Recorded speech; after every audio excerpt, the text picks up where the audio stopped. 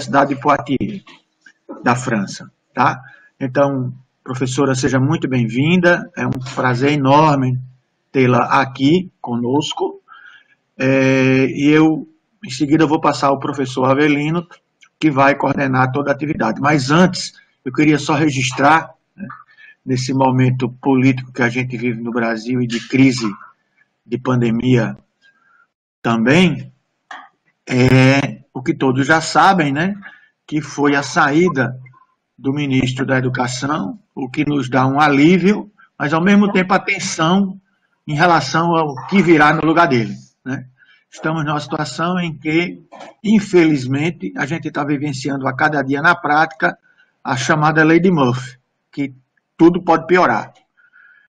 Torcemos para que não, vamos lutar para que não, mas não podemos, infelizmente, apenas comemorar a saída do sinistro da educação, porque teremos a substituição dele dentro do mesmo governo, que nós já sabemos em que direção está caminhando. Então, eu não poderia deixar de fazer essa rápida reflexão inicial. E agora sim eu passo para o professor Avelino para coordenar, apresentar a professora Severine e coordenar toda a atividade. Tá ok, gente? Um abraço, sucesso, boa atividade para todos nós. Obrigado, Dante. Bom dia a todos e a todas, colegas, professores, estudantes, pesquisadores. Eu vou falar primeiro em português para me comunicar com vocês, depois eu me dirijo à professora Severine em francês. Hoje, como Dante já anunciou, nós temos esse tema, né, os bons usos do corpo para mulheres na educação profissional.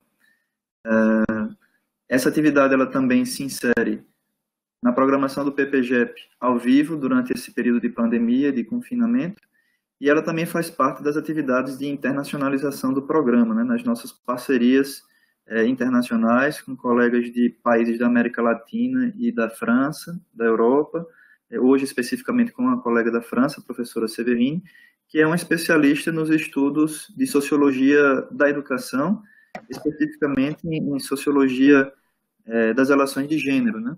Eu vou ler aqui para vocês algumas informações sobre a professora Severine, algumas informações que estão no site do grupo de pesquisa dela, que se chama Grupo de Pesquisas Sociológicas sobre as Sociedades Contemporâneas, GRESCO. Ela é professora de Sociologia na Universidade de Poitiers. Por sinal, eu tenho uma ligação muito peculiar com essa cidade, porque é a cidade onde nasceu um filósofo que eu estudo, Michel Foucault. Ele nasceu em Poitiers. E foi uma curiosidade, né?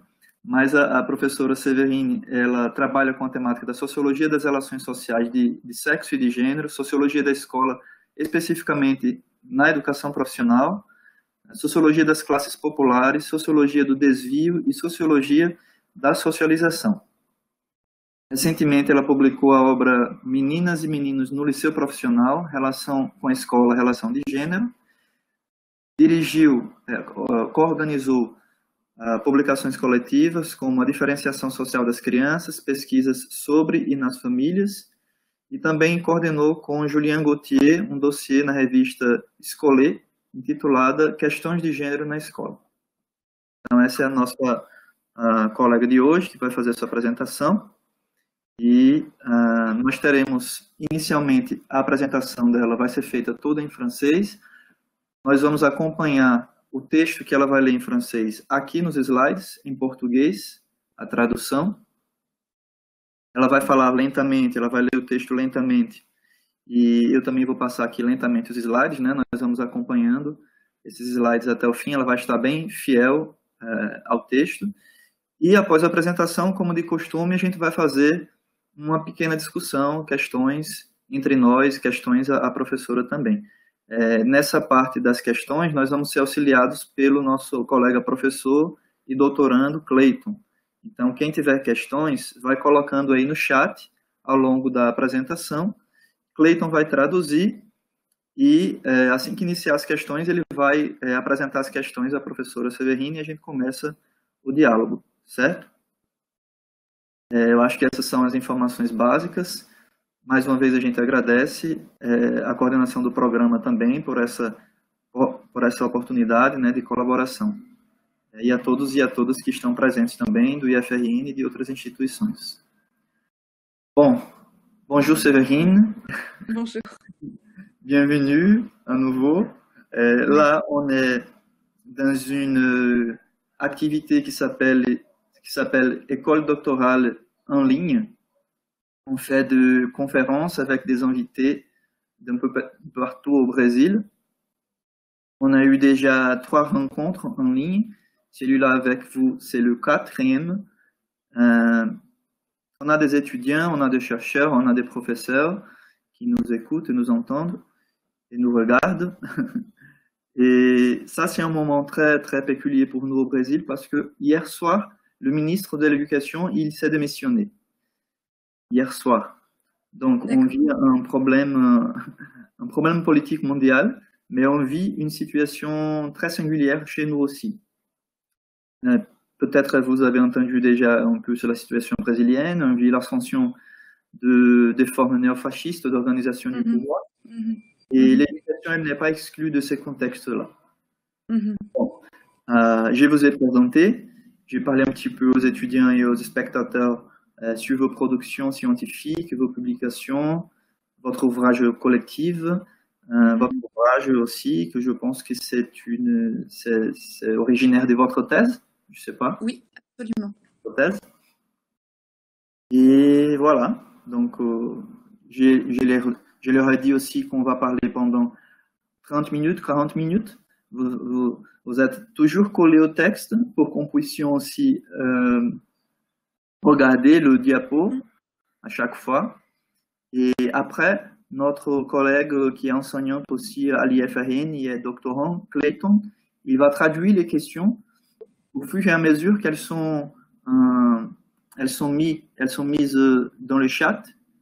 D'accord. Et après votre présentation, on va entendre les questions déjà traduites. Clayton, il va poser des questions. Ça vous va? Très bien, c'est parfait. Vous avez d'autres petites questions peut-être? Non, pas du tout. Non, on commence quand vous voulez. Peut-être, j'avais juste un petit mot que vous pourriez peut-être traduire, puisque je ne suis pas capable de le dire en portugais. Mais je voulais effectivement vous remercier pour cette invitation à présenter mes travaux et à les discuter dans justement ce contexte très particulier que vous évoquiez, qui ne rend pas si évident les possibilités de discussion scientifique et intellectuelle. Donc voilà, merci pour cette opportunité que vous m'offrez aujourd'hui. Et c'est avec plaisir que je la partage avec vous.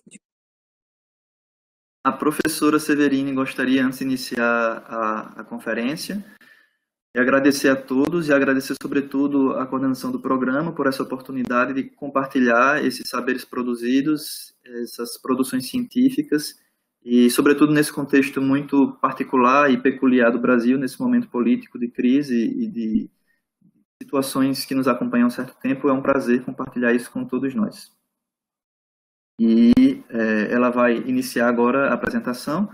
Eu informo que a apresentação está sendo gravada já, certo? Só para que nós estejamos cientes, deixemos os nossos microfones desligados. Para quem não sabe, é onde tem esse símbolo do microfone azulzinho embaixo, certo? É só apertar lá, para que ele fique vermelho. Eu vou também desligar a minha câmera e deixar apenas a professora Séverine com a sua apresentação. Je vais enlever maintenant mon micro et ma caméra, Séverine. D'accord, donc je commence à partir de maintenant. Oui. D'accord. Alors, donc je vous proposais aujourd'hui une intervention intitulée « Les bons usages du corps dans l'enseignement professionnel au féminin ».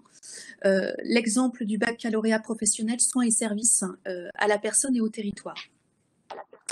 Alors, en guise d'introduction à cette intervention, je voulais un petit peu contextualiser la situation française concernant l'enseignement professionnel féminin. Alors, en France, les filles ont longtemps été exclues de la formation professionnelle, puis cantonnées dans des filières de formation dites féminines, c'est-à-dire offrant des débouchés socio-professionnels relativement incertains et surtout des conditions d'emploi très précaires. De fait, résistant à la mixité, aux changements et aux évolutions sociétales, l'enseignement professionnel français apparaît comme un poste d'observatoire particulièrement pertinent des processus par lesquels s'opèrent la reproduction et la production des inégalités socio-sexuées et l'apprentissage de la division sociale et sexuelle des tâches et du travail. Autre point de précision concernant cette introduction, c'est dans le prolongement de ces analyses et de ces réflexions que je situe ici mon propos en m'intéressant à un champ de formation historiquement constitué comme féminin, c'est le soin et le service à la personne. Alors, cette formation est considérée du fait du public scolaire qu'elle accueille, des filles très majoritairement issues des milieux populaires, qui ont aussi des parcours scolaires antérieurs relativement heurtés et des contenus de formation qu'ils proposent, hygiène, entretien, cuisine, soins de puériculture, économie sociale et familiale, comme une version actualisée et modernisée de l'enseignement ménager. Alors, je prendrai ici appui sur ce champ de formation pour comprendre ce que l'enseignement professionnel français peut faire aux filles et surtout comment il le fait.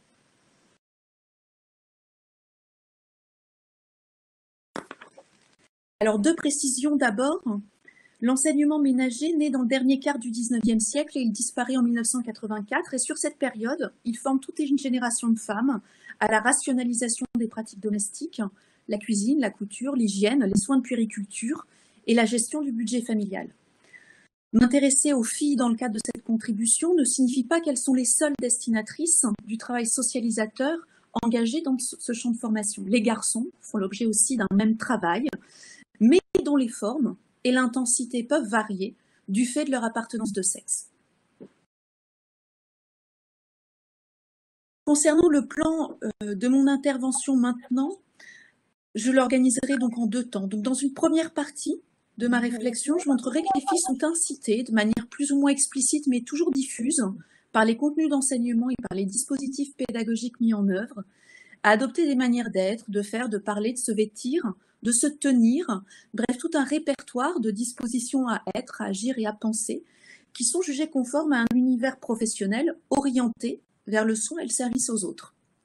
Ces dispositions dessinent en réalité les contours d'un féminin populaire, jugé acceptable et respectable, qui est lui-même produit des rapports sociaux de sexe et de classe sociale. Alors, le travail socialisateur dans cette contribution est entendu en son sens fort, c'est-à-dire comme un travail de façonnage, de formation et de transformation des sujets sociaux, qui, pour être saisi dans toute sa complexité, doit pouvoir être appréhendé sur la base concrète des processus de socialisation, de leur description, de leurs effets et de leurs produits. Alors, je centrerai ici mon propos sur certains des processus de socialisation en œuvre, en montrant notamment que dans cette filière du soin et du service à la personne, faire bon usage de son corps est une matrice centrale de la formation scolaire et professionnelle.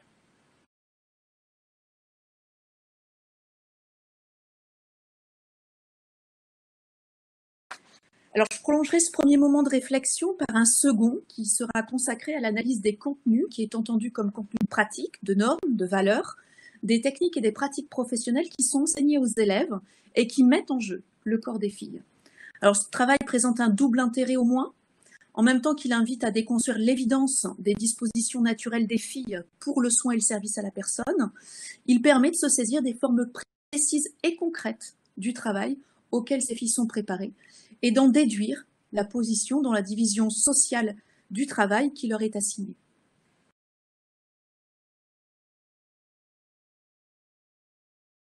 Alors, mon propos se fonde sur une enquête ethnographique sur l'exploitation d'un certain nombre de données qui sont encore en cours de reconstitution et qui est conduite dans un lycée professionnel préparant au bac pro soins et services à la personne et au territoire. Donc, cette filière SAPAT est spécifique à l'enseignement agricole en France. Et au niveau national, c'est une filière qui accueille 90% de filles.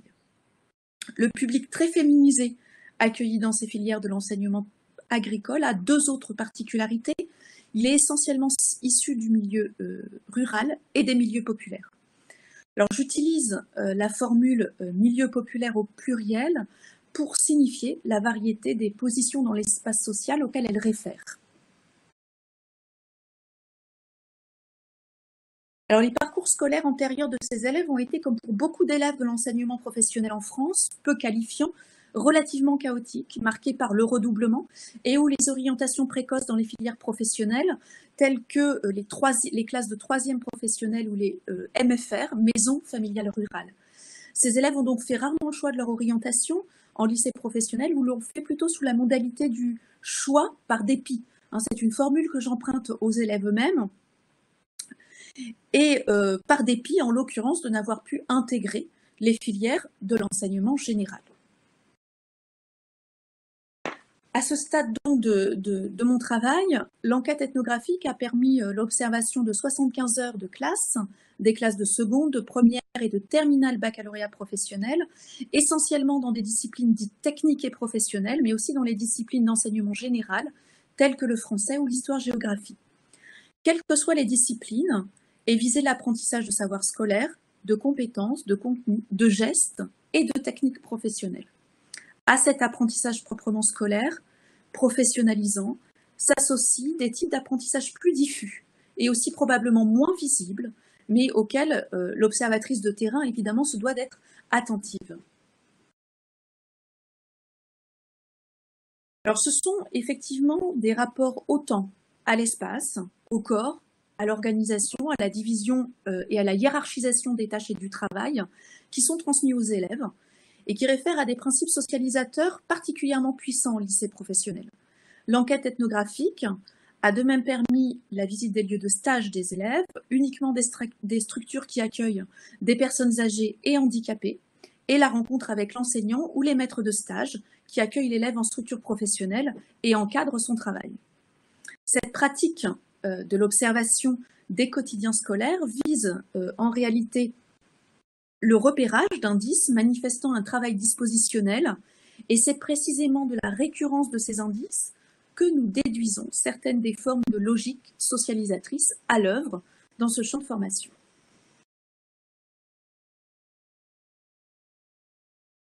Alors, j'en viendrai à mon premier point que j'ai intitulé « Entre monde scolaire et monde professionnel du service, les contours d'un certain féminin populaire ». Alors, le service à la personne et aux collectivités est historiquement construit comme une spécialité féminine, je le disais en introduction. Dans beaucoup de ses contenus de formation, il rappelle donc l'enseignement ménager, l'hygiène, la cuisine, le ménage, l'entretien ou la puériculture. Et il conserve avec lui un autre point commun. Il porte et il manifeste une véritable tension, une ambivalence entre qualification professionnelle des femmes et naturalisation de leurs compétences, entre formation et moralisation, entre travail domestique et travail salarié, entre possible émancipation des femmes et permanence de la domination des femmes des milieux populaires. Dans le cadre de la formation professionnelle des filles, alors même qu'elles sont considérées comme naturellement plus ajustées à ces univers de formation et aux pratiques professionnelles qui ont cours, les conduites de ces jeunes filles sont pourtant rigoureusement encadrées. Le corps est effectivement le support central de ce qui apparaît comme un véritable travail de façonnage des conduites. Il s'agit de transformer le corps des filles et certains des usages afin de les rendre conformes au moins autant aux pratiques professionnelles qui ont cours dans les univers professionnels qu'aux principes, normes et valeurs qui gouvernent la formation du soin et du service aux personnes. Le corps au travail doit ainsi montrer les bonnes dispositions morales des jeunes filles. Alors, j'exposerai deux des principes qui gouvernent le corps des filles dans ces formations. Alors, un premier principe que j'ai intitulé le corps propre. Le bon usage du corps suppose d'abord de savoir adopter et d'accepter la tenue professionnelle. Les rituels d'habillement et son contrôle avant chaque entrée en salle santé et en cuisine pédagogique manifestent avec une efficacité particulière la rigueur du travail d'encadrement dont les filles font l'objet. Dès lors qu'elles ont enfilé leur blouse, leurs pantalons, leurs chaussures, leurs charlottes, qu'elles se sont attachées les cheveux en chignon, tenue professionnelle sans laquelle elles ne sont pas autorisées à entrer en cours de pratique, les enseignantes vérifient que les filles ont des ongles coupés et non manucurés, qu'elles ne portent ni maquillage, ni bijoux ou piercing. Les vêtements de travail doivent permettre aux féminités d'être complètement neutralisées. Pourtant, au dire même des enseignantes, les univers professionnels sont rarement aussi stricts concernant ces usages. notamment l'usage du maquillage, du vernis et du port des bijoux qui sont souvent tolérés. Mais il s'agit bien de faire incorporer aux filles la nécessité de savoir montrer au sein des univers professionnels fréquentés ou démarchés pour l'obtention des stages qu'on connaît et qu'on maîtrise les codes professionnels qui ont cours dans les structures qui visent au service et aux soins aux personnes. Régulièrement, les enseignantes travaillent à convaincre les filles de manière parfois brutale du bien fondé de ces demandes en les rempartant au principe des règles d'hygiène et de sécurité qui ont cours dans les structures collectives d'accueil du public. C'est la bonne hygiène de soi et le corps propre qui fait alors l'objet d'un travail explicite de la part de l'enseignante. Je me référerai ici donc à un extrait d'entretien conduit avec une de ces enseignantes intervenant en bac pro SAPAT. Voici ce qu'elle nous dit. Des fois, je rentre dans les salles, je leur dis « ça pue ». Elles me disent « ouais, faut pas dire ça, madame ». Mais je leur dis « si vous puez, vous êtes dans le service à la personne, c'est pas professionnel, ça ». Il y en a, je les prends en face à face, je leur dis « faut que tu ailles te laver ». Maintenant, tu as 18 ans, les conditions de vie familiale, tout ça, je veux bien. Mais à 18 ans, tu te douches tout seul, tu mets des sous-vêtements propres tous les jours. Enfin voilà, faut leur dire, faut les choquer un peu aussi, parce qu'en structure, ça passe pas. Les filles, je leur ai dit 1000 fois, vous enlevez tous vos piercings, je veux rien voir. Si vous travaillez en milieu hospitalier ou en structure, c'est les microbes, les staphylocoques, première cause d'infection. Si elles travaillent dans les crèches, elles ne respectent pas les conditions d'hygiène. Elles vont ramener plein de saloperies à leurs gamins.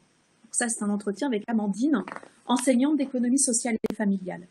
L'attention ici qui est portée au corps se pose en termes de propreté et d'hygiène, et non d'esthétisation de soi, comme on peut le trouver dans d'autres univers professionnels comme la coiffure ou l'esthétique.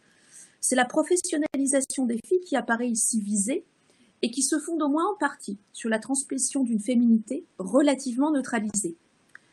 Mais il ne s'agit pas seulement de cela. Les recommandations formulées par l'enseignante ne valent pas seulement pour la pratique professionnelle, elles trouveront à s'appliquer aussi dans le futur rôle familial dans lequel les jeunes filles sont régulièrement projetées, celui de mère. C'est pour ne pas transmettre de microbes à leurs gamins, une fois de retour au travail, qu'elles doivent être vigilantes quant au bon respect des normes d'hygiène. La continuité ici établie entre monde du travail et monde familial et domestique, qui est souvent présentée par les enseignantes comme un élément central de la formation, attestant de son utilité tant pour la vie professionnelle que pour la vie privée et familiale, est une composante importante du travail de normalisation des conduites et des pratiques des filles dans le cadre de cette formation.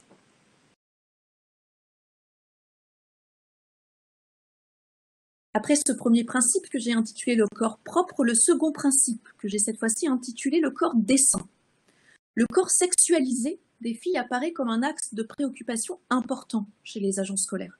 Le lycée professionnel accueille effectivement des adolescentes qui, dès lors qu'elles ne sont plus astreintes au port de l'uniforme de travail, adoptent les codes des tenues corporelles et vestimentaires qui ont cours dans l'ordre de la sociabilité juvénile féminine. Cette sociabilité juvénile autorise, voire même encourage, une certaine forme d'esthétisation de soi, fondée sur l'usage du maquillage plus ou moins discret, le port de certaines tenues telles que les shorts ou les combi-shorts, les jupes courtes, les débardeurs, les décolletés, les vêtements transparents, près du corps, blancs, qui peuvent parfois dévoiler certaines parties intimes du corps ou les sous-vêtements.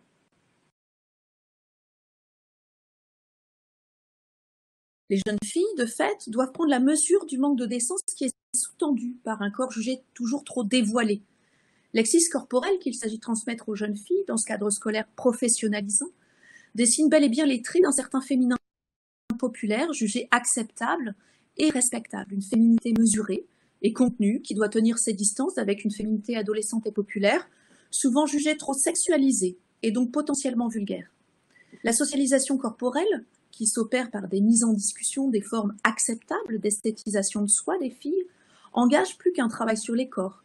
Il suggère et il contient une forme de travail d'inculcation des bonnes dispositions morales, de celles jugées indispensables à l'exercice des métiers du service aux personnes.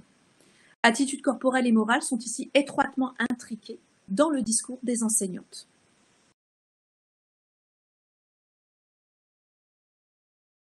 Alors, en guise d'illustration de cet argument, je me référais donc à un extrait d'observation que je cite. Belinda, enseignante en économie sociale et familiale, propose à ses élèves de terminale Bac Pro de travailler sur le comportement d'accueil en structure. Dans l'accueil, vous êtes l'image de la société, de la structure, vous devez être poli. Et des fois, c'est pas instinctif chez vous. On vous demande pas de changer de personnalité, mais il faut être conscient de ce qu'on dégage. Donc la tenue, c'est quoi? Lisa, faut bien s'habiller en structure, faut pas mettre des shorts. Le mien, par exemple, là, il est trop court. Belinda, d'accord, et en crèche. Alizé, moi j'ai déjà mis un combi short.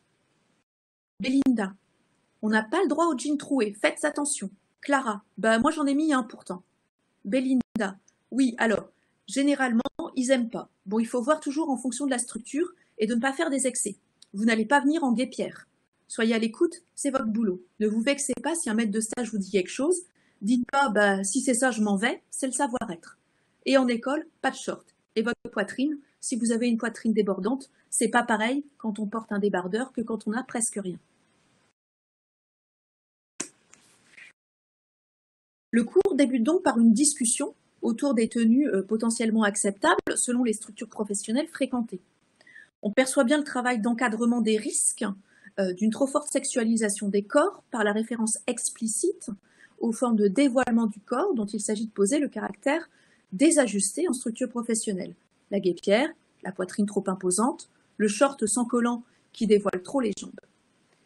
Mais l'enjeu pour ces filles n'est pas seulement celui de ne pas dévoiler son corps, c'est celui de savoir s'ajuster à des environnements professionnels divers, susceptibles de ne pas véhiculer les mêmes attendus en termes d'attitude corporelle et vestimentaire. À ces recommandations vestimentaires s'associe tout un travail sur les savoir-être qui engage une forme de moralisation de ces jeunes filles. Parce qu'elles sont l'image d'une structure ou d'une entreprise, parce qu'elles sont donc censées occuper des fonctions de représentation ou être au contact quotidien d'usagers, elles doivent être polies, ne pas se vexer, pouvoir prendre sur elles, être à l'écoute, ne pas être dans les excès, savoir s'adapter. Autant de bonnes dispositions morales que la bonne maîtrise de ces apparences corporelles doit pouvoir manifester. Ces dispositions esthétiques s'associent à des dispositions morales. Elles en sont même la manifestation première, et elles viennent dessiner les contours d'un féminin populaire, légitime, et d'une féminité populaire jugée acceptable et respectable. Une féminité ajustée, justement dosée, qui manifeste retenue, réserve, discrétion et souci des autres. J'en viendrai maintenant au second point de mon intervention que j'ai intitulé « La division sociale et sexuelle dans la formation au métier du soin et du service à la personne ». Alors la formation du soin et du service à la personne est le plus souvent associée au care. Elle semble faire l'objet d'une forme de surrelationnalisation. En effet, la relation est un puissant support pour construire la dignité de la formation et elle est même considérée comme centrale par les enseignantes comme par les élèves. Mais le primat donné à la dimension relationnelle de la formation tend à évacuer, voire même à invisibiliser, les compétences techniques effectivement mobilisées par les filles et la réalité concrète de leur travail. S'il ne s'agit donc pas pour moi ici de nier la dimension relationnelle contenue dans les pratiques professionnelles visées par le bac professionnel SAPAT, je souhaiterais ici questionner et reconsidérer cette centralité de la relation pour en cerner plus précisément les contours. Je fais l'hypothèse qu'elle sert en réalité l'entretien d'une certaine division sociale et sexuelle des tâches et du travail. Je prendrai ici appui, comme précédemment, sur des situations concrètes d'apprentissage qui fonctionnent comme des formes diffuses de socialisation. Plus précisément, il m'a semblé particulièrement heuristique de considérer les relations qu'elles engagent, le travail qu'elles supposent, et les gestes et techniques qu'elles sollicitent chez les élèves.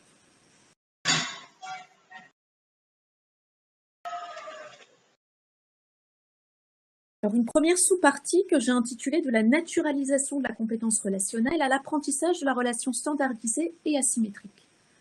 Lorsqu'on interroge les enseignants ou les maîtres de stage en structure professionnelle sur les compétences et les qualités nécessaires au bon accomplissement des activités professionnelles visées, les propos sont unanimes.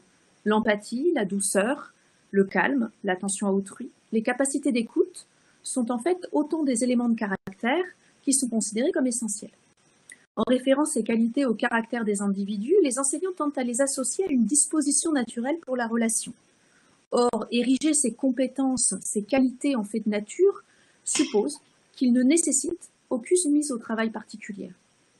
Cette perspective tente évidemment à occulter le fait que cette compétence relationnelle fait en réalité l'objet d'un vrai travail et d'un important travail dans le cadre des situations scolaires d'apprentissage.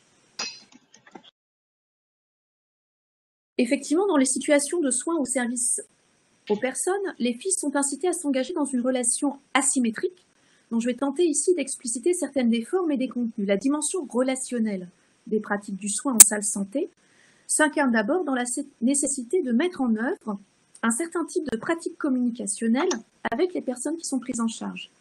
La salle santé est un espace de travail appelé en lycée professionnel plateau technique, qui comprend tout le matériel et les machines qu'on peut rencontrer dans les structures professionnelles. La salle santé comprend des mannequins adultes et des bébés de poids et de taille réelle, des lits médicalisés, des chariots de soins, des verticalisateurs, tout ce qu'on peut trouver dans une structure professionnelle. Alors, l'observation des épreuves pratiques au diplôme permet le repérage précis des pratiques communicationnelles qui sont sollicitées chez les élèves. Alors, je reviendrai ici sur une situation observée en classe que je citerai. Donc, les élèves passent en binôme. Victorine prend le rôle de la malade et Delphine celle de l'aidante dans la situation suivante. Vous intervenez chez Madame Jacques, qui est alitée car elle a chuté. Elle s'est cassé la jambe et le poignet gauche. Elle vous demande de réaliser la réfection de son lit. Victorine s'installe sur le lit médicalisé, elle a les bras en écharpe et la jambe immobilisée. Elisabeth, l'enseignante, dit « Vas-y Delphine, tu fais comme si j'étais pas là, comme en structure. » Delphine demande à Victorine « Faut que je parle là ?» Victorine « Bah oui. » Delphine prépare son chariot de nettoyage en silence, puis mime le fait de frapper à la porte. « Bonjour Madame Jacques, vous avez passé une bonne nuit ?» Victorine mime une attitude acariâtre et ne répond pas.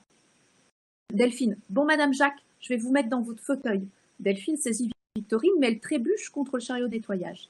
Victorine dit « J'ai envie de vomir. » Delphine lui tend un haricot. Quand Victorine le lui rend, elle ne sait plus qu'en faire, car la situation suppose de ne pas laisser la malade seule assise sur le bord du lit sans appui. Delphine demande donc à l'enseignante « Madame, je fais quoi avec la bassine? J'ai son vomi. Je vais pas le laisser là, c'est dégoûtant. Je vais pas la laisser comme ça, sinon elle va tomber. » Elisabeth ne lui donne aucune indication particulière. Delphine finit par poser son haricot sur son chariot de nettoyage, risquant ainsi de mélanger le propre et le sale.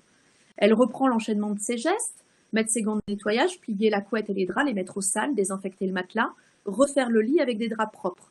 Puis, elle procède au transfert de Victorine sur le lit. Elle enchaînera chacun de ses gestes, sans plus aucune hésitation et sans plus prononcer un mot, ni accorder un regard à la supposée patiente. Delphine dit donc « Voilà, j'ai fini. » Elisabeth, et après, qu'est-ce que tu fais? Delphine, je sors le chariot de la chambre et je dis au revoir. Elisabeth, ok. Lorsque Delphine quitte la pièce, Elisabeth me dit « Bon, tu vois, au niveau technique, elle maîtrise tous les gestes, mais elle communique pas du tout. Ça passe pas, ça.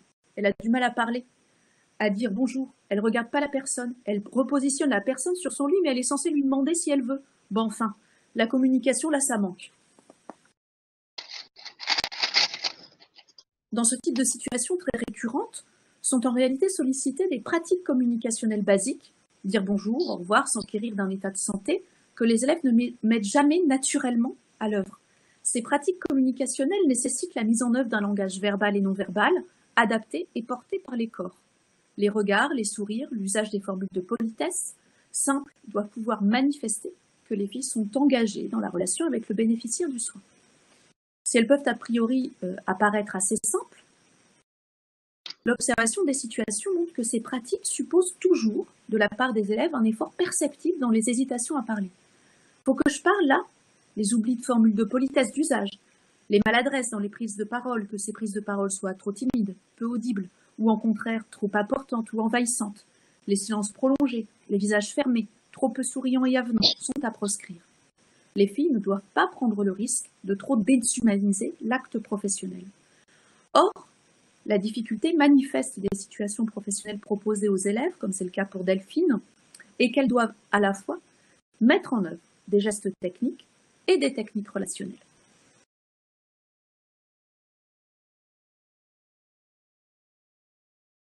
La parole et le sourire doivent toujours accompagner la prise en charge de la personne dans les actes de la vie quotidienne.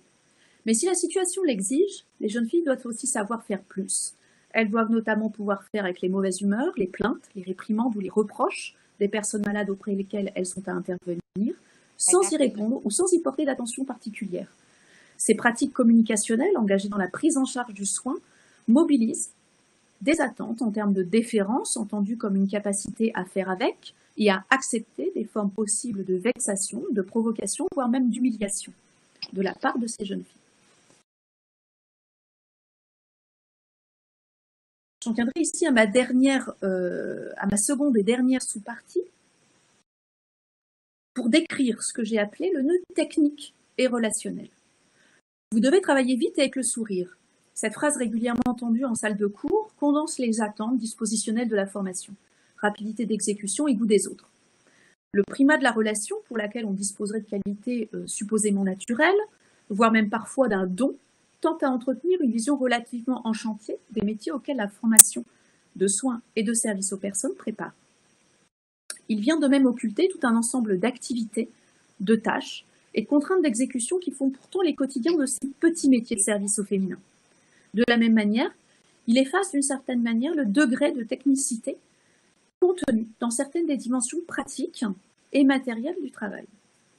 L'observation des tâches très concrètes que les jeunes filles ont à exécuter montre que sont engagées dans le champ du service à la personne non pas seulement et d'abord des tâches de soins dont la dimension relationnelle serait évidente, mais des tâches d'entretien, d'hygiène et de soins quotidiens caractérisées par leur forte dimension matérielle. Cette réalité des pratiques professionnelles est souvent présentée à l'occasion des mises en situation professionnelle en salle santé. Alors, je m'en référais à une autre situation une fois encore. Alicia, l'enseignante, fait la démonstration de la réfection d'un lit non occupé.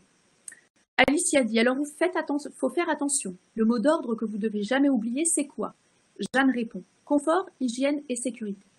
Alicia, oui donc, vous devez toujours penser à sécuriser votre espace de travail, à respecter les règles d'hygiène, et vous devez penser à votre confort. Attention à vos postures, les genoux pliés pour s'abaisser, le lit vous le mettez à votre hauteur, et au confort, bien sûr, de la personne. Bon, les postures, tout ça, ça compte au CCF, donc faites attention. Alicia procède à la première démonstration de réfection d'un lit vide. Elle concentre beaucoup de son attention à la technique du coin au carré, puis elle précise la manière d'ôter les draps d'un lit. Alors, quand vous enlevez les draps, vous avez des gants. Pourquoi? Clélia, on ne peut jamais savoir ce qu'il y a dans le lit. Alicia, eh oui, vous pouvez très bien tomber sur une personne malade ou incontinente qui attachait ses draps. Certaines élèves, à l'écoute de ces propos, font une moue de dégoût. Alicia, bon, et vous avez combien de temps pour faire ça? Préparation d'un chariot d'entretien avec tout le matériel nécessaire, sécurisation puis nettoyage de la zone de confort, de travail. Willia, je sais pas, 1 heure? Alicia, les autres, vous en pensez quoi? Alizée, non, 1 heure, c'est pas possible, c'est moins. 40 minutes peut-être? Alicia, non, mais vous avez 20 ou 25 minutes pour faire tout ça. Vous imaginez, vous êtes dans un EHPAD avec 90 lits, il faut que ça bouge, il faut que ça avance, vous n'avez pas toute la matinée pour ça. Vous allez voir, vous allez vous habituer, après c'est des réflexes.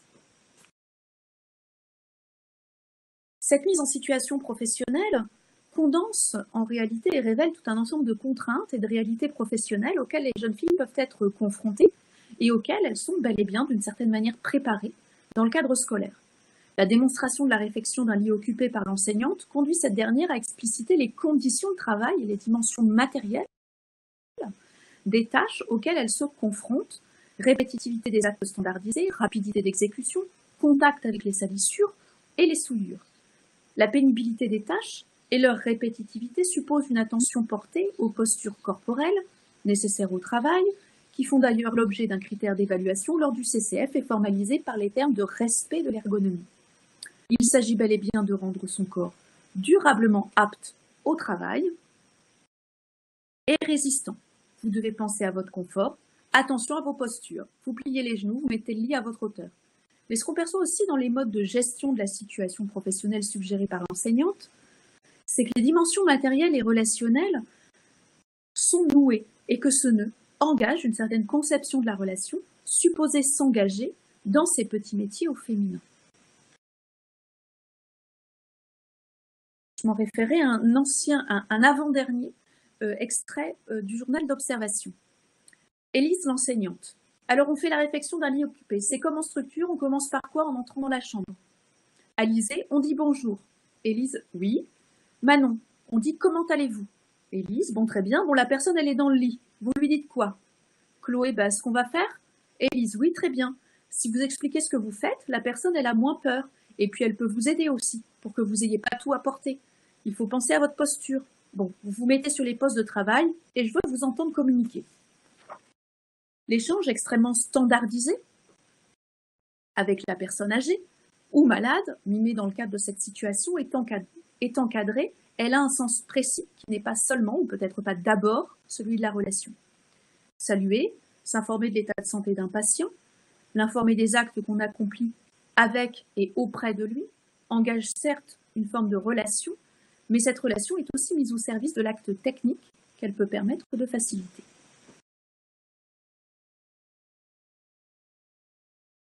Le contact relationnel peut d'ailleurs se trouver mis à distance par les élèves elles-mêmes. C'est ce que nous invite à penser Maëlle, que nous observons en train de procéder à la réflexion d'un lit occupé. Comme l'a demandé l'enseignante, elle met en scène la relation en saluant, expliquant ses gestes à la personne manipulée.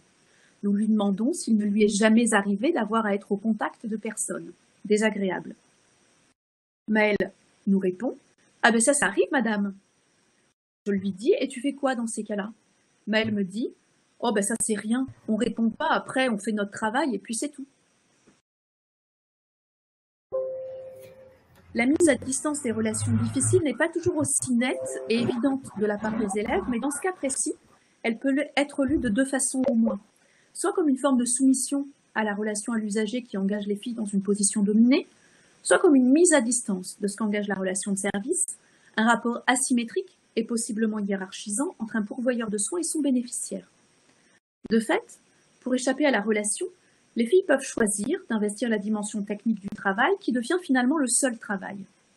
Ces différentes manières de faire avec la relation peuvent être rapprochées de certaines des techniques de résistance mobilisées par des professionnels de la vente qui tentent de symétriser, voire même parfois de renverser la relation avec le client.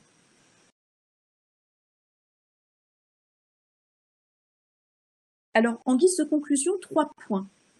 Alors, la filière SAPAT, c'est ce que j'ai essayé de montrer, sollicite la mise en œuvre de dispositions situées du point de vue du genre et de la classe sociale. L'attention portée ici aux usages légitimés et valorisés du corps des filles dans cet ordre de formation nous a permis d'écrire certaines des formes du travail socialisateur engagé et les principes qui le fondent. Se trouvent ainsi dessinés les corps d'un féminin populaire respectable et acceptable. Une féminité neutralisée ou justement dosée selon les situations professionnelles considérées, aimable, discrète et réservée, sachant manifester le souci et le goût des autres. L'analyse des contenus et des formes de la socialisation corporelle dans le cadre scolaire nous a aussi permis de mettre au jour un puissant paradoxe. Alors même que les filles sont censées disposer naturellement de ces qualités dites féminines, le façonnage du corps des filles rappelle que ces qualités ne sont ni naturelles ni évidentes. Les dispositions à une certaine forme d'attention et de goût des autres font en effet l'objet d'un puissant travail d'explicitation et d'incorporation dans le cadre scolaire. Alors j'en ai terminé maintenant et je vous remercie une fois encore pour l'attention de toutes et tous dans ces conditions un petit peu particulières. Merci, Severine. Bom, pessoal, a professora Severine finalizou a apresentação dela e acredito que nesse momento nós podemos começar as questões, né? O debate com a professora. Conforme foi informado anteriormente, Cleiton está recolhendo as questões, está fazendo a tradução daquilo que foi colocado. Vocês podem colocar as questões aí no chat, certo? E Cleiton, eu pediria a Cleiton para ligar a câmera e o microfone para se apresentar aqui, né? E poder fazer as questões a Severine. Enquanto ele faz isso, eu já queria começar com uma questão para a Severine, que talvez sirva como uma introdução à essa discussion. Donc, je voulais bien commencer avec une question, Séverine, qui peut-être va nous aider et va aider surtout aux étudiants brésiliens à mieux comprendre le scénario, l'ambiance de l'enseignement professionnel en France. Donc, si vous pouvez nous parler un petit peu sur comment se structure l'enseignement professionnel en France. Là, je vois qu'on a mis sur le diapo, évidemment, j'ai pas pu le traduire sur le diapo, l'expression, l'acronyme CCF. Oui. Donc, c'est une sorte d'examen, j'imagine. Oui. Donc, justement, pour expliciter un petit peu le scénario de l'enseignement professionnel en France, et puis le place des femmes à l'intérieur de cet enseignement. Voilà. Très bien. Alors, je commence par répondre à cette question et puis on verra pour la suite des questions, c'est ça? Parfait. Donc, vous parlez un petit peu doucement, donc je traduis. Absolument. Então, gente, um minuto, Severino. Eu fiz a seguinte questão. Eu pedi a Severino para ela nos explicar um pouco o cenário da educação profissional na França e, em seguida, o lugar que as mulheres ocupam no interior dessa educação profissional francesa, certo? E ela disse que vai me responder primeiro esse cenário mais contextual do ensino profissionalizante na França e depois ela vem à segunda questão. Ok, Séverine. Alors, peut-être deux précisions. Une première précision liée au fait que je parle de l'enseignement professionnel agricole. En France, il existe deux segments de l'enseignement professionnel. L'enseignement professionnel sous le ministère de l'Éducation nationale et l'enseignement professionnel sous le ministère de l'Agriculture. Ok. Primeira coisa, gente, então ela faz um esclarecimento sobre a organização da educação profissional francesa, que ela se organiza de duas formas. Há uma vertente da educação profissional que está submetida ao Ministério da Educação e há uma vertente da educação profissional que está submetida ao Ministério de l'Agriculture?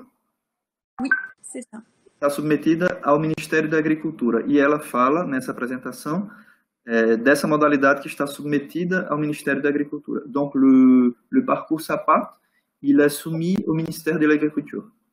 Absolument. O curso técnico de serviços e cuidado à pessoa e aos territórios, ele está submetido ao Ministério da Agricultura. Okay. Sa particularité, l'enseignement agricole, professionnel agricole, n'a pas grand-chose à voir avec le secteur agricole. C'est une survivance d'une tradition en France de l'existence de l'enseignement agricole français et qui était, concernant les filles, l'enseignement ménager. En fait, ce bac pro SAPAT est la nouvelle formule, pour le dire très vite, d'un enseignement ménager qui avait été porté par le ministère de l'Agriculture dans les années, dès l'après-guerre, dans les années 50. Donc voilà, c'est pourquoi on y retrouve beaucoup de particularités liées au contenu d'enseignement. Hygiène, soins de puériculture, mais aussi cuisine, ménage, enfin, voilà, des choses... voilà. Ok. Então, essa particularidade do curso SAPAT estar ligado ao ensino profissional agrícola, na verdade, é um resquício da organização da educação profissional francesa, que antes dispunha de um curso chamado de... Um helicóptero passando aqui. De um curso chamado de Educação Doméstica. E aí, o curso SAPAT, ele tem no seu currículo resquícios desse curso de educação doméstica também, como disciplinas de higiene, de puericultura, de cuidados com a saúde, né, com a criança, com as pessoas idosas. E esse curso ele começou a se organizar, enquanto tal, a partir da Segunda Guerra mondiale. Peut-être une dernière précision concernant cette filière de l'enseignement agricole. Elle a un équivalent dans l'éducation nationale, ça s'appelle le Bac Pro ASSP, accompagnement, soins et services aux personnes. Peu de choses les distinguent l'un et l'autre. Ils sont assez proches. Mais l'enseignement agricole a la particularité d'accueillir principalement des enfants issus des milieux ruraux français. Des milieux ruraux, okay. Donc du monde rural. Ok, ok. Uma outra precisão, especificidade em relação a esse percurso do ensino profissionalizante agrícola é o fato de ele ter um equivalente no ensino profissionalizante geral, oferecido pelo Ministério da Educação francês, que é o curso de acompanhamento e serviço à pessoa. A diferença desse ensino profissional agrícola também é que ele acolhe, sobretudo, os jovens, as crianças, né, os jovens originários dos meios rurais. Ok. Concernant la deuxième partie de ta question sur ce qu'on appelle le CCF, le bac pro, de manière générale, comme tout diplôme de l'enseignement professionnel, c'est d'ailleurs ce qui le distingue de l'enseignement général et technologique en France, c'est que les élèves passent une partie de leurs épreuves en contrôle continu de formation. CCF, c'est contrôle continu de formation. Ça veut dire qu'en fait, à chaque moment de l'année, de manière régulière, ils passent des examens qui vont compter pour l'obtention d'un diplôme. C'est pas une version, ils ne passent pas ils ne passent pas toutes les épreuves du diplôme en fin d'année. Ils passent des épreuves dans le courant de leur scolarité pendant les 3 années du bac pro. Et c'est ce qu'on appelle les CCF, les contrôles continus en cours de formation. Ok. Uma outra diferença em relação ao ensino profissional geral, gente, é que ao longo dos slides vocês viram aí a expressão, uma abreviação, uma sigla, né? CCF. Essa sigla quer dizer Controle Contínuo de Formação. No ensino profissionalizante, nesse percurso agrícola, os estudantes são submetidos a provas contínuas ao longo dos 3 anos do liceu profissional, e não somente ao fim do ano. Então, durante todo o ano, eles são submetidos a alguns exames que os avaliam em sua formação profissional. Ok,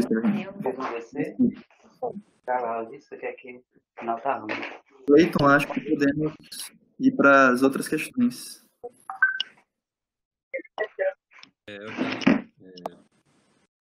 Bonjour à tous, est-ce que vous m'entendez bien?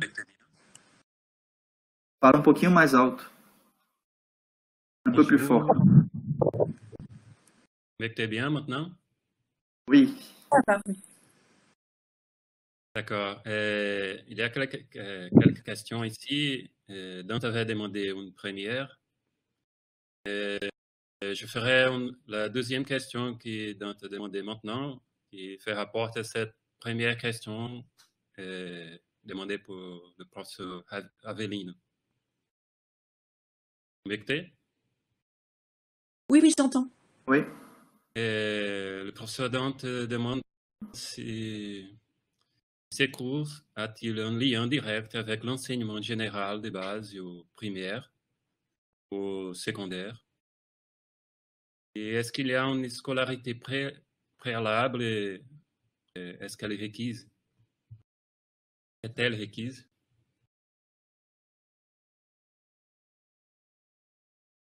Alors,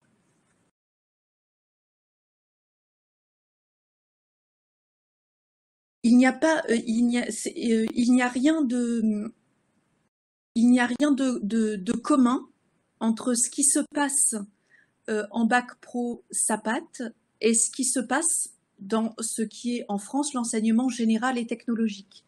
Il n'y a rien de commun entre les enseignements professionnels et même les disciplines générales de l'enseignement professionnel n'ont rien de commun avec ce qui se passe dans l'enseignement général et technologique. Voilà. Il n'y a pas de prérequis non plus, puisque une des particularités de ces voies de formation, c'est qu'elles sont là pour accueillir les élèves qui sont en difficulté dans la scolarité ordinaire. Cleiton, você traduz ou eu traduzo? Você pode traduzir? Eu estava traduzindo outra questão aqui. Posso. Então, em relação à questão de Dante, né? Não há nada em comum entre o curso técnico SAPAT e o ensino profissionalizante geral ou tecnológico na França. Não tem nenhuma especificidade compartilhada entre esses dois percursos.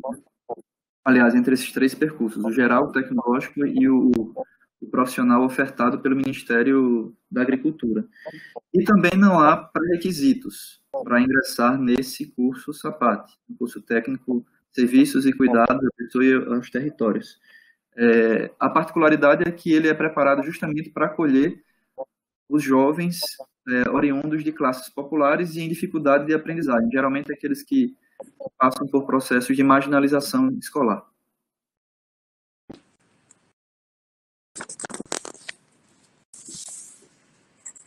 Ok, l'autre question que Dante avait fait dans le premier, est-ce que après avoir suivi les courses, quelle est la trajectoire prédominante des personnes formées? De l'insertion dans le monde du travail formel, dans ce cas-là, quelles activités? Ou est-ce qu'ils utilisent ces connaissances acquises dans le milieu familial et donc sans rémunération?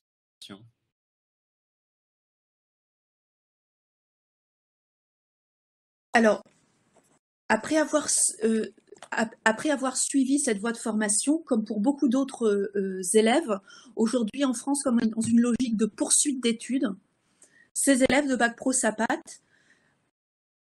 privilégient la poursuite d'études. Alors, quel type d'études? On a trois... Oui. Je te laisse, Aveline, Okay. tu veux... Oui. Então, hoje, Dante e demais colegas, esses estudantes que cursam o curso SAPAT, né, vou usar aqui essa abreviação para Serviços e Cuidados da Pessoa e ao Território, eles privilegiam a continuidade dos estudos após o liceu profissional, após obter o diploma SAPAT. Alors, deux ou trois types de formation qui est souhaitée par les élèves, non pas forcément auxquelles elles ont accès, mais ce qu'elles souhaitent faire. Donc, il y a d'abord le souhait de ces jeunes filles, c'est d'intégrer les formations d'infirmières. Chose qui leur est difficile d'accès, parce qu'en réalité, ce sont des jeunes filles qui restent en difficulté scolaire. Oui. Autre voie de formation privilégiée, ce sont en France les concours d'aide-soignante. Ces concours d'aide-soignante leur permet là aussi de travailler en milieu hospitalier ou alors dans le soin et le service aux autres, dans des structures d'accueil du public. Et la troisième voie envisagée, c'est ce qu'on appelle les brevets de techniciens supérieurs dans les métiers de l'accueil et du secrétariat.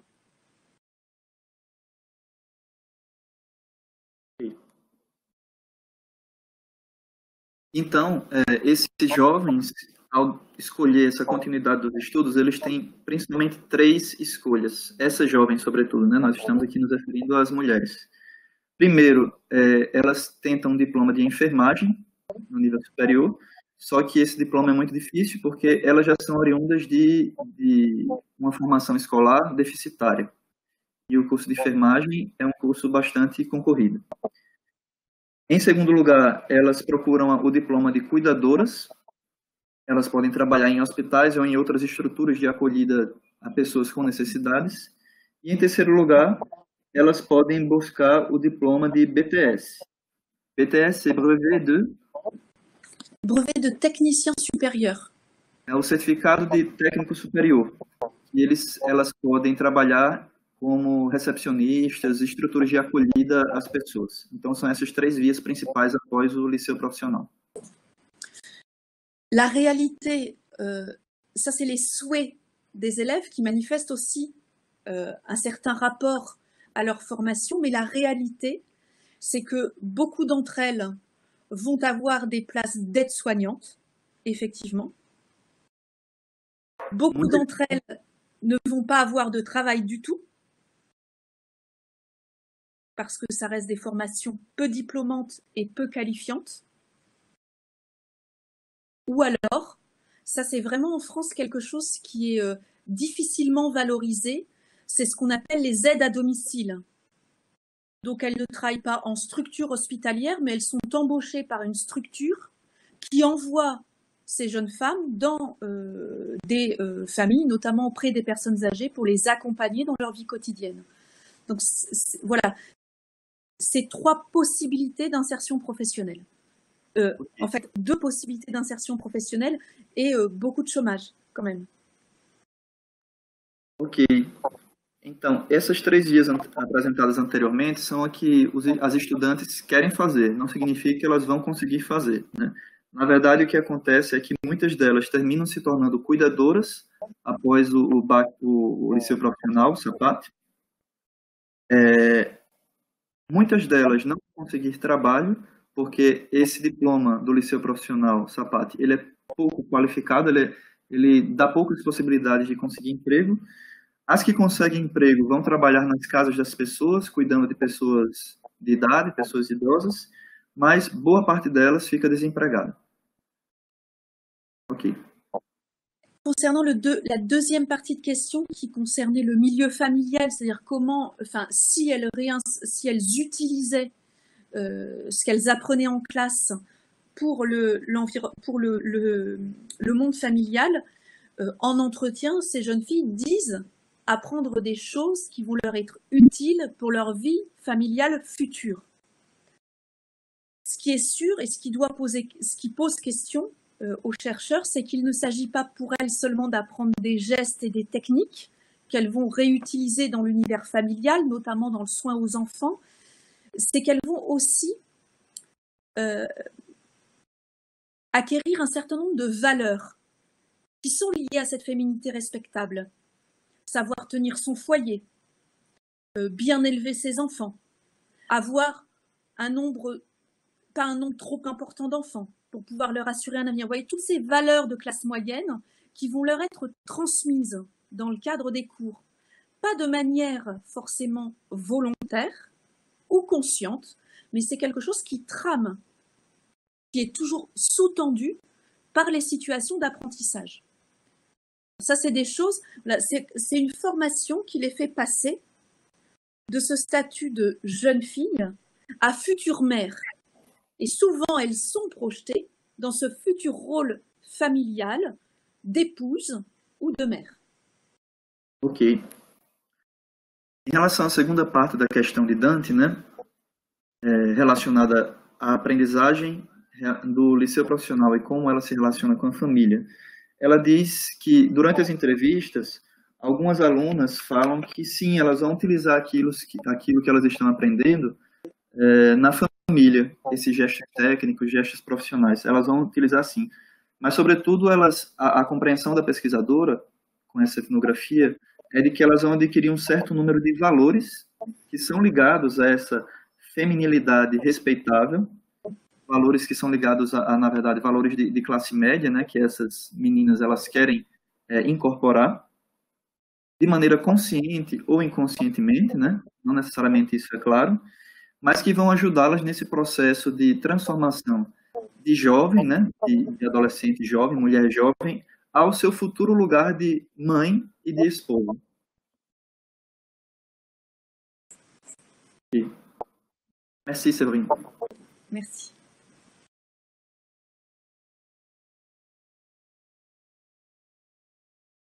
Troisième question, c'est demandée pour Larisse.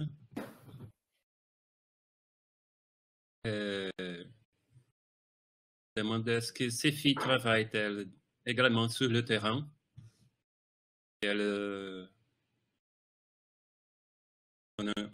Un exemple ici au Brésil, la terrible stratégie de santé familiale, portugais ESF, qui couvre le territoire à travers les soins à domicile. Il y a cette stratégie ici au Brésil. En France, aurions-nous quelque chose comme ça? Et les personnes diplômées de ces cours travaillent-elles au service des résidents ruraux? Vous avez compris la question? Au service des résidents, j'ai pas compris après. Au service des résidents ruraux. J'ai pas compris. Aux gens qui habitent à la campagne. Ah, au service des résidents, des personnes rurales.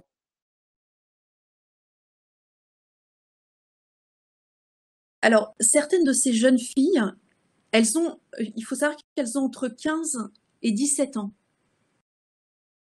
Elles sont donc très jeunes.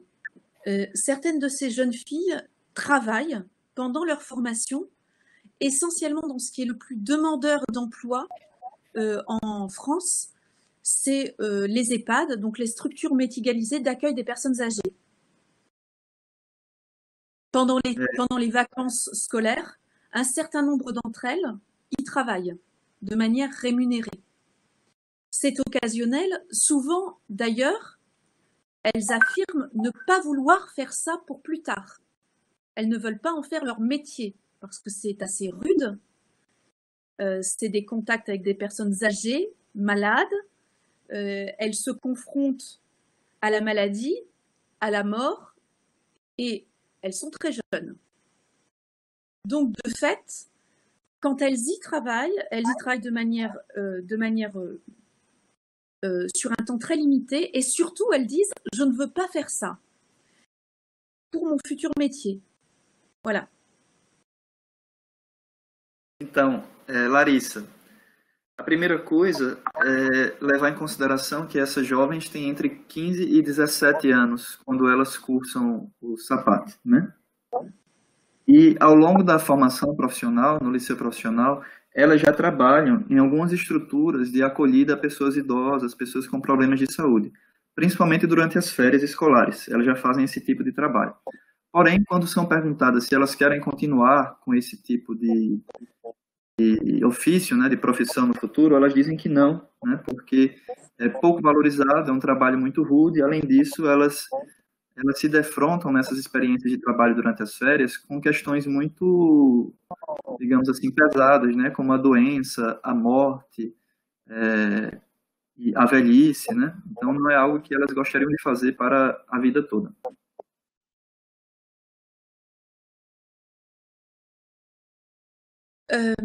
Je voulais vous dire autre chose.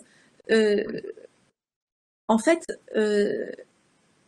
elles ont, vous évoquiez, est-ce qu'il existe une structure pour travailler auprès des personnes en milieu rural? Est-ce qu'elles y travaillent effectivement? Oui, il existe en France ce qu'on appelle l'ADMR, c'est une association qui, je me souviens, départementale pour le soin aux personnes à domicile. Et elles y travaillent, mais souvent elles y travaillent souvent ces jeunes filles, mais dans des conditions souvent plus difficiles encore que dans les EHPAD, c'est-à-dire dans les structures médicalisées. Pourquoi? Parce que cela suppose de leur part une grande flexibilité horaire, c'est-à-dire qu'elles sont embauchées pour lever les personnes le matin, pour ensuite revenir le midi et les nourrir, pour ensuite venir les coucher à 21h et leur donner leurs médicaments. Ça suppose de la part de ces jeunes femmes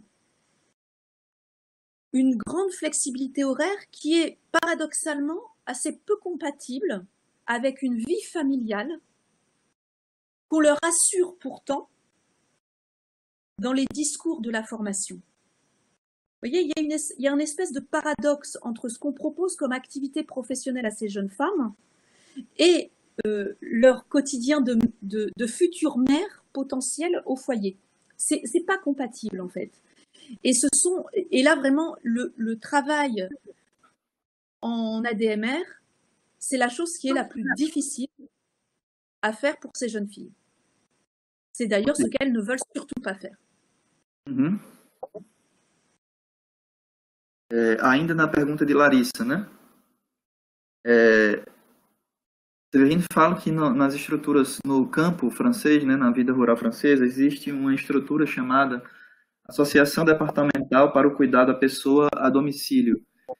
E ao contrário da estrutura anterior, né, que é de atendimento médico e é um pouco menos difícil em relação ao trabalho, essa estrutura ela apresenta condições mais difíceis quando essas meninas são contratadas, porque exige uma grande flexibilidade de horários para o trabalho. Então, elas têm que estar às 7 horas na casa da pessoa para ajudá-la a se levantar e alimentar, né, o café da manhã. ao meio-dia tem que ir novamente à casa da pessoa para ajudá-la a se levantar e almoçar, pessoas doentes, pessoas idosas, né? E à noite para se deitar e, eventualmente, medicá-las, né? Dar os medicamentos. Qual é o paradoxo que Severina aponta aí? É um paradoxo com a formação, porque ao mesmo tempo que se elas são formadas nesse curso técnico para atuarem em casa, né, como futuras boas esposas e mães, elas justamente nesses horários em que elas deveriam estar exercendo, entre aspas, essa função, elas estão trabalhando nessas estruturas de cuidar das pessoas a domicílio. Então, existe esse paradoxo, esse problema. Ok, Larissa? Merci, Séverine. Vous voulez compléter? Vous voulez parler d'autre chose? Juste peut-être une dernière chose, c'est que généralement, si ces jeunes filles veulent faire un bac pro SAPAT, c'est pour travailler auprès des enfants. Parce qu'en réalité, elles ont deux voies d'accès. Théoriquement, elles ont accès à deux types d'interventions auprès de publics dits vulnérables. Ce sont les enfants et notamment la petite enfance dans les crèches,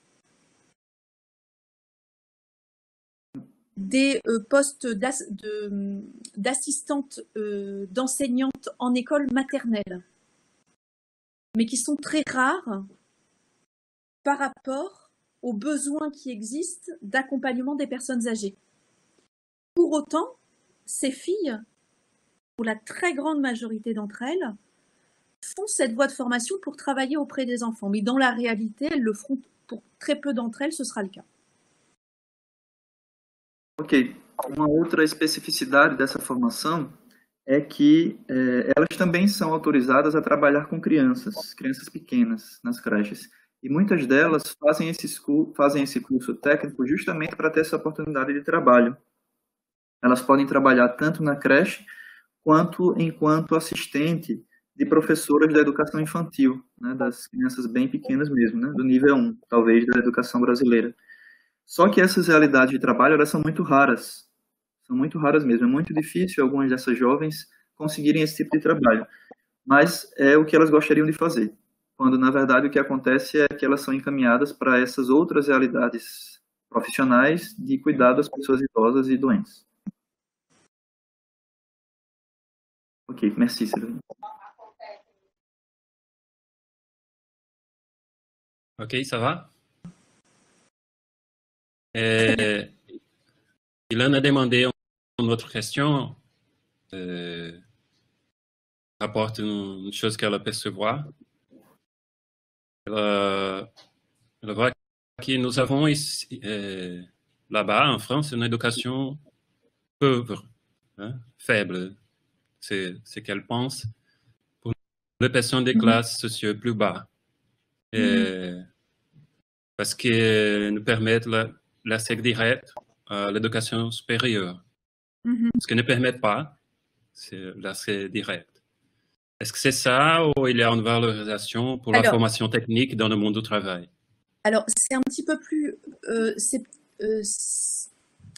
c'est un peu plus complexe que cela. C'est-à-dire que, en fait,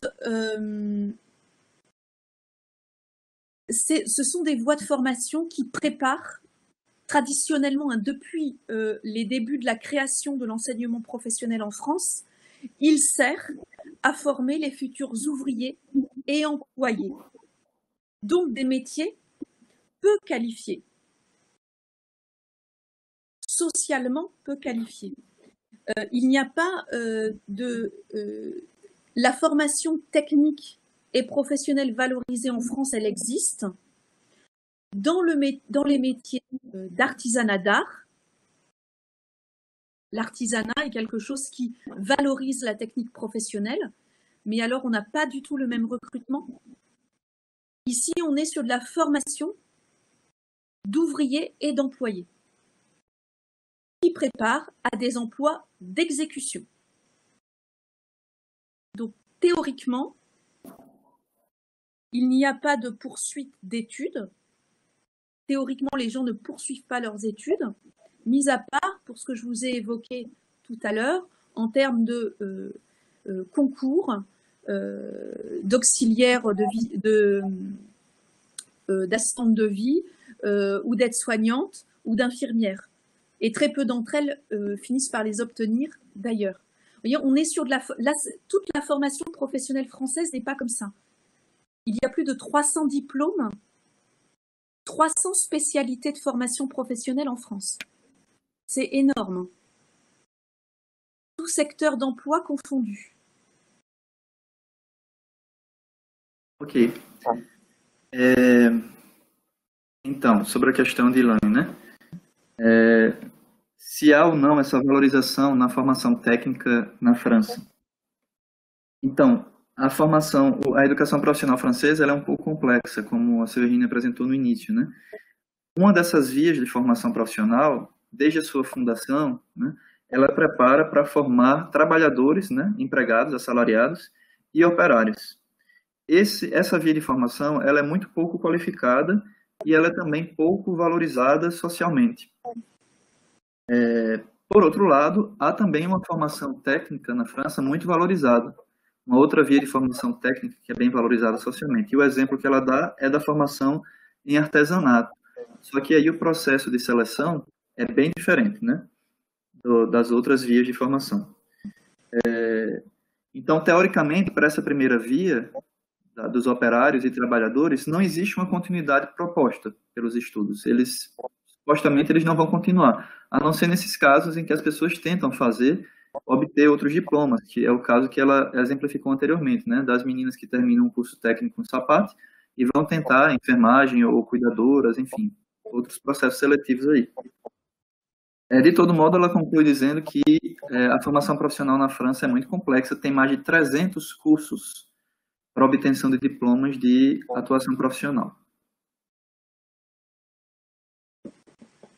Et peut-être pour compléter ma réponse et pour la mettre en perspective avec la situation scolaire française, c'est que les enquêtes internationales le rappellent régulièrement. La France est particulièrement reproductrice d'inégalités scolaires. Qu'on le veuille ou non, qu'on l'accepte ou non, que certains d'entre nous, Français, acceptent ou non cet état de fait, qui est rappelé régulièrement par les enquêtes internationales, dans ces filières, qui sont des filières peu qualifiantes, qui aboutissent à des emplois d'exécution, dans des conditions qui sont souvent soumis au chômage, à la flexibilité, à la précarité, on a très majoritairement des enfants issus des milieux populaires. Les contenus de formation en eux-mêmes sont intéressants et stimulants. Mais le problème, c'est ce à quoi ils permettent d'accéder, c'est-à-dire à des emplois d'exécution. Et que ces emplois d'exécution, ils sont formés les enfants issus des milieux populaires. En bac pro SAPAT, pour exemple, sur les classes que j'ai observées et suivies,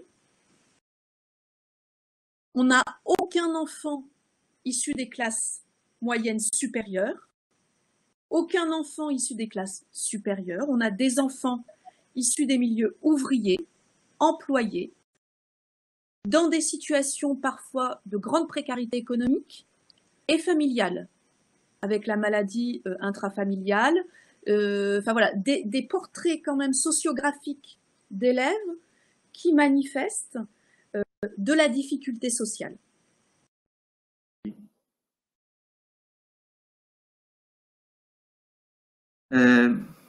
Severine faz também esclarecimento sobre a situação da França no que diz respeito às pesquisas internacionais de educação, né? E a França aparece como uma grande reprodutora de desigualdades nessas pesquisas internacionais. Quer os franceses aceitem isso ou não, é como a França aparece nessas pesquisas, né? E os cursos profissionalizantes, como o exemplo que ela deu do sapato, eles são a prova disso, né? Porque são cursos que qualificam pouco para o mercado de trabalho, têm valorização social baixa, oferecem condições de empregos precários. Normalmente, aqueles que buscam esses cursos são jovens oriundos de classes populares.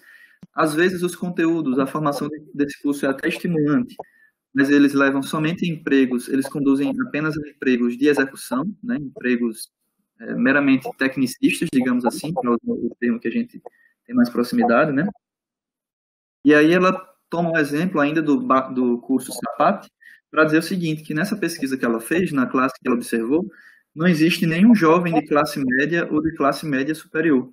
Todos eles são jovens oriundos de classes operárias, né, da classe social pobre, dos trabalhadores, situações familiares difíceis, marcadas pela doença, né, pelo desemprego, enfim, um cenário sociológico complicado na vida dessas famílias.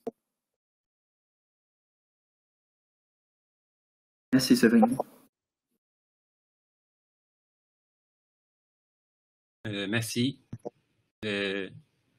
Ilan a dit ici qu'elle avait compris comme ça, après la réponse antérieure, et qu'il y a une segmentation dans la formation.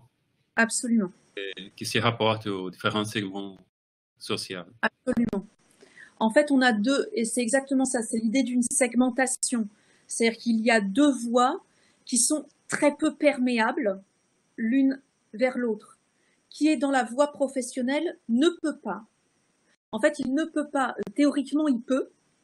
Mais en fait, les acquis sont tellement différents que généralement, il n'y a pas très peu numériquement de passage de la voie professionnelle à la voie générale et technologique, par exemple.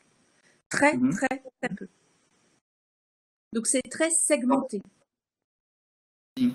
É um ensino profissional muito segmentado, né? Teoricamente, os jovens que cursam o ensino profissional ofertado pelo Ministério da Agricultura, eles poderiam acessar, né, os diplomas superiores de tecnologia ou diplomas gerais do Ministério da Educação. Mas os conteúdos que são ofertados nessas formações técnicas de baixa qualificação não permitem que eles acessem esses outros diplomas, né, os diplomas socialmente mais qualificados. Séverine, je m'excuse, j'ai besoin d'aller aux toilettes très rapidement. Je t'en prie.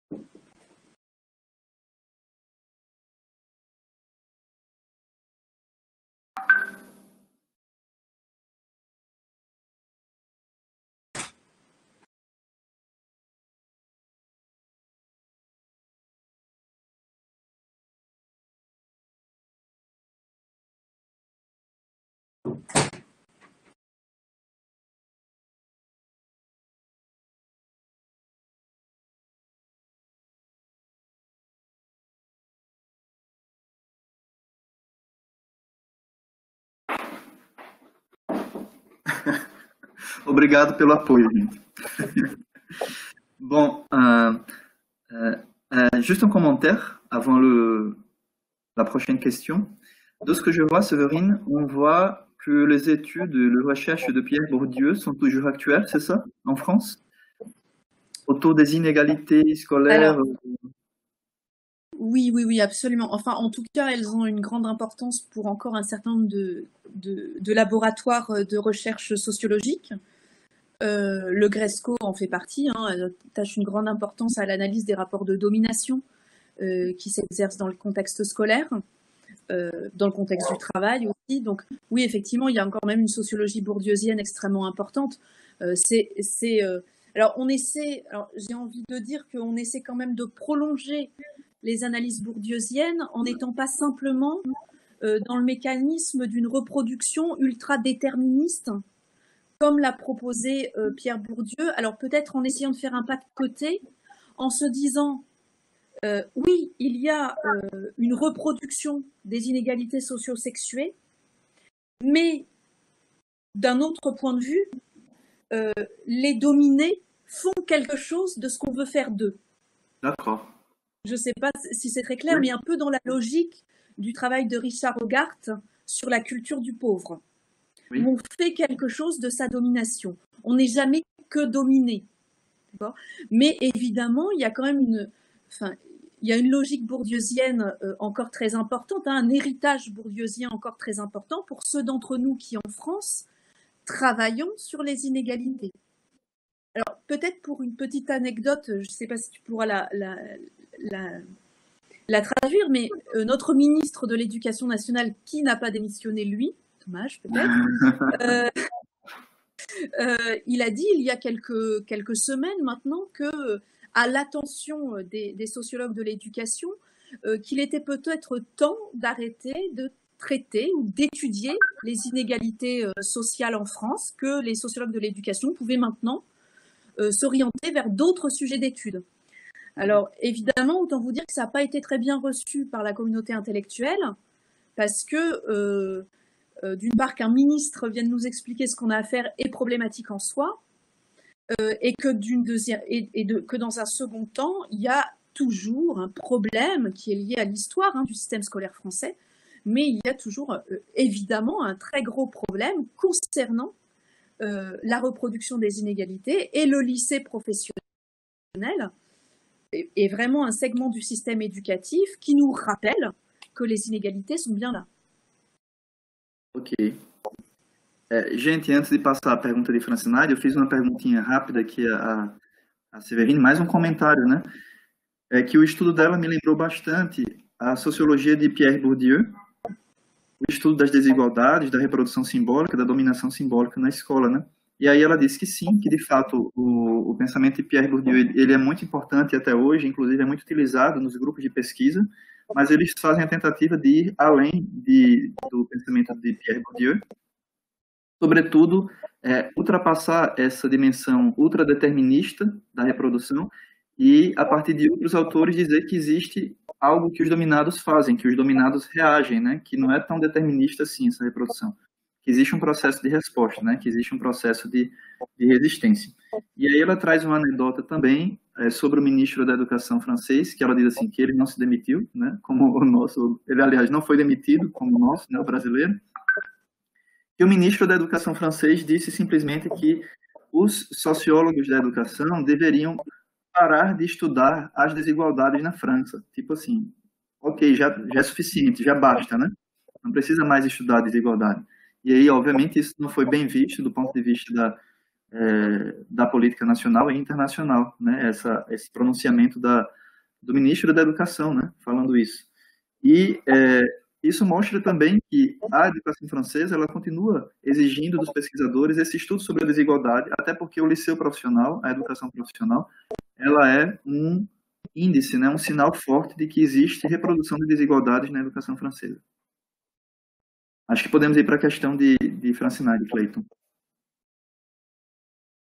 Ok, la question de Francinaide, c'est un petit peu ce que vous avez dit. Aveline, vous avez anticipé un peu la réponse.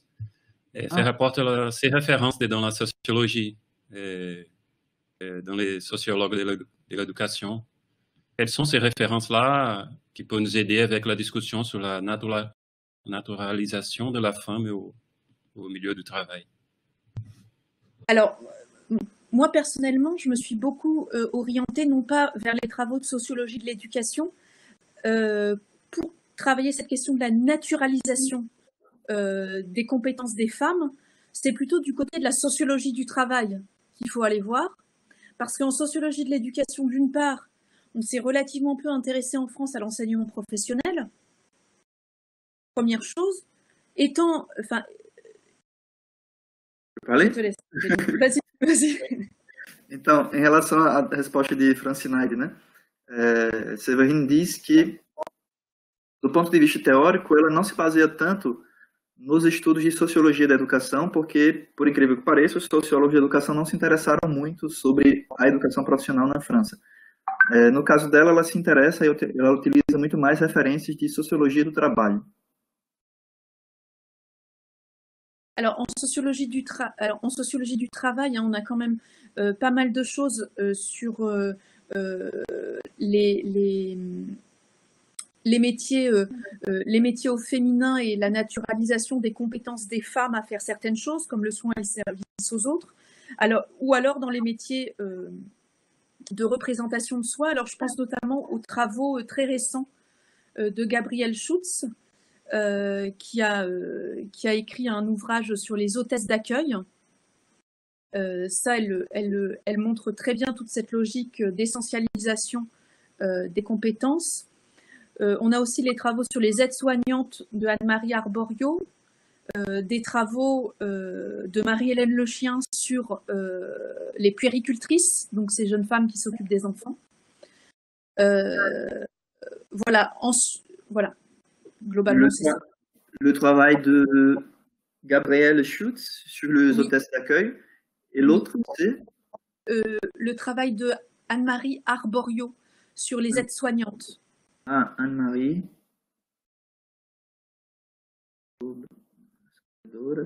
Et la troisième personne?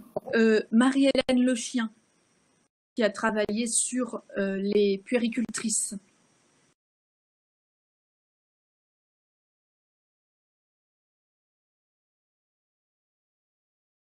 Ok. Então, Severine fala de algumas referências, sobretudo de sociologia do trabalho, de pesquisadoras que trazem essa reflexão em torno da feminização do trabalho. Principalmente em torno da representação de si. É o exemplo de Gabrielle Schutz, um trabalho sobre recepcionistas, que trata dessa essencialização de competências supostamente femininas, né? O trabalho de Anne-Marie, depois eu pego o sobrenome dela, Francinaide, sobre cuidadoras, e Marie-Hélène Lechien, sobre mulheres que cuidam de crianças, né? Mulheres babás, mais ou menos babás, puéricultura. Alors, peut-être pour compléter quand même et pour contextualiser un petit peu l'état de la recherche en sociologie de l'école sur l'enseignement professionnel, il y a très peu de travaux sur l'enseignement professionnel et surtout ces travaux ne s'intéressent pas à des voies de formation particulières.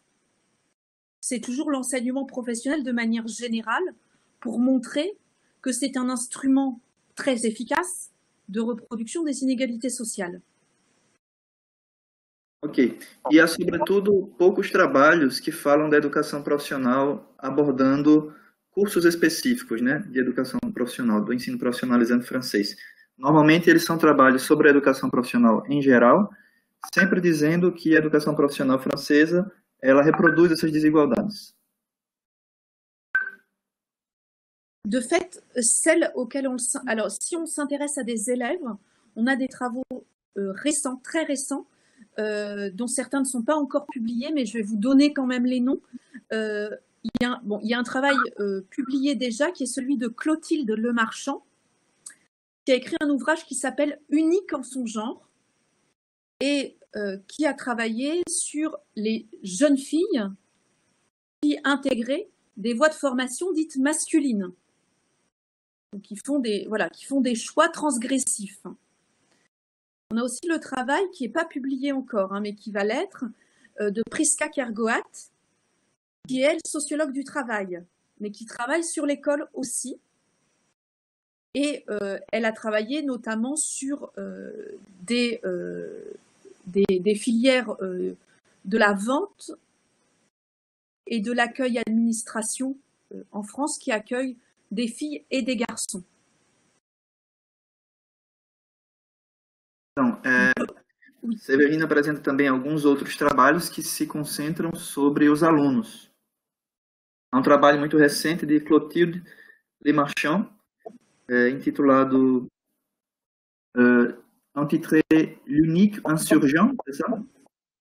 Unique en son genre. En son genre, d'accord. Voilà. A única de seu gênero, né? Do gênero feminino, que estuda as escolhas profissionais de meninas por cursos técnicos normalmente considerados masculinos. Um pouco como o trabalho de Julie Thomas, que nos apresentou ano passado também. C'est un peu comme le travail de Julie, n'est-ce pas? Absolument. Les filles qui choisissent le filière masculine. Absolument.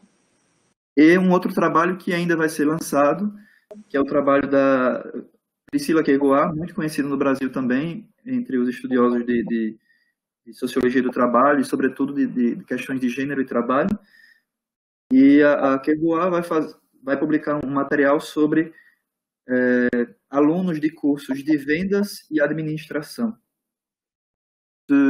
Ces filières de vente et administration sont surtout masculines en France? Elles sont très mixtes. Ah, très mixtes, d'accord. E esses cursos de vendas e administração, eles são muito diversos, né, em relação ao gênero na França. Ok. Merci, Séverine. Ok, Francinaide.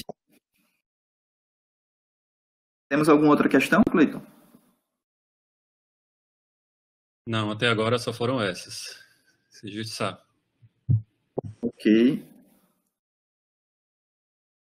Gente, acredito que não temos nenhuma outra questão. Podemos nos encaminhar para a conclusão. Talvez Dante tenha alguma coisa a considerar ainda, ou Moisés.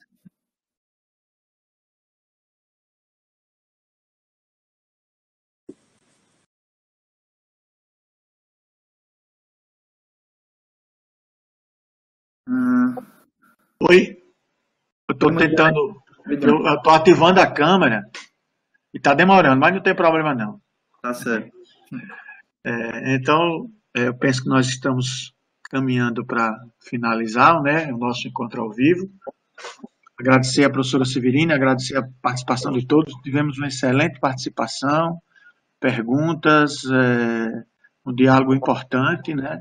Inclusive para a gente perceber que a questão da desigualdade social, ela não é uma especificidade do Brasil, né? Ela é uma característica intrínseca, necessária e alimento do modo de produção capitalista. Então, onde houver capitalismo, e é no mundo todo que há desigualdade.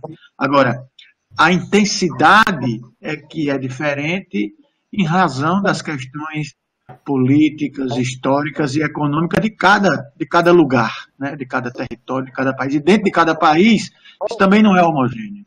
Isso também, a desigualdade é desigual dentro de cada país, de cada região, de cada país, né? Então, isso é muito importante a gente compreender. Alguém aí com o microfone bem aberto. Vou desligar aqui o microfone de Moisés. Então, essa reflexão importante que a professora Severine nos traz, é importante para compreender isso, né? Essa desigualdade, ela é estrutural, porque ela é estrutural no modo de produção capitalista. Por isso, eu considero extremamente importante também que a literatura que a professora Severine diz que está utilizando é da sociologia do trabalho, porque a sociologia do trabalho questiona essa lógica da sociedade capitalista, tá?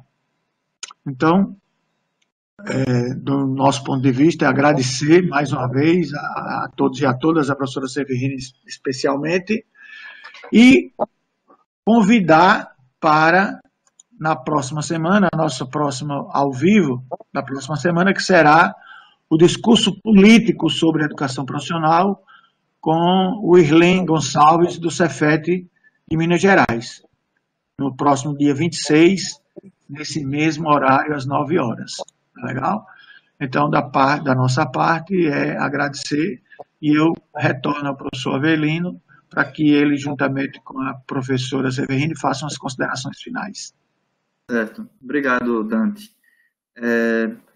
Antes de fazer as considerações finais, traduzir um pouco do que Dante disse para a Severine, eu queria lembrar a todos que estão nos assistindo hoje que essa reflexão feita por Severine, ela vai ser publicada em uma coletânea, como um capítulo de livro, em uma coletânea que já está bem pertinho de ser publicada, organizada por mim, por Ilane, por Jacques Blaise, da Universidade de Montpellier, e por Julie Thomas, da Universidade de Jean Monnet, Saint-Étienne, que são nossos professores colaboradores, né, do PPGP. Então, nós temos um projeto de pesquisa sobre corpo, gênero e sexualidade na educação profissional, e o texto da professora Severine faz parte dessa coletânea também. Então, em breve, nós teremos esse material disponível para a nossa leitura, certo?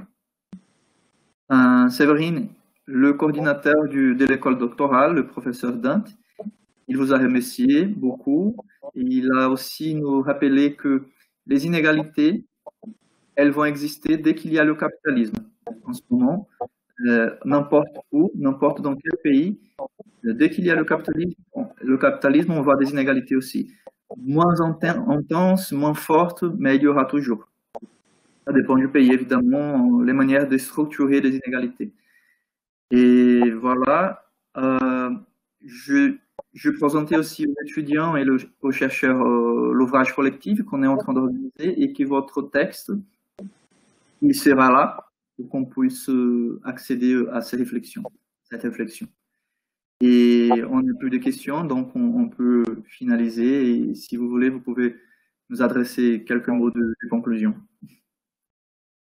Très bien. Alors, comme mot de conclusion, je vais renouveler quand même mes remerciements parce que je trouve que c'est vraiment des moments d'échange qui sont toujours très intéressants, fructueux, parce que ça nous permet, nous, quand je dis nous, je dis chercheurs français, de mettre un petit peu en perspective notre travail avec des fonctionnements d'autres pays et que forcément ça donne un éclairage différent sur la question de l'enseignement professionnel qui, une fois encore, pour ce qui concerne la France, est relativement peu valorisé aussi dans le champ de la recherche. Donc, de fait, on se trouve quand même assez marginalisé dans le champ de la recherche en France dès lors qu'on travaille sur la question de l'enseignement professionnel. Et ça va avec le fait que c'est un enseignement peu valorisé dans le discours public, médiatique et politique. Donc, voilà. Donc, mon mot de conclusion, c'est merci à vous pour votre écoute et puis vos questions.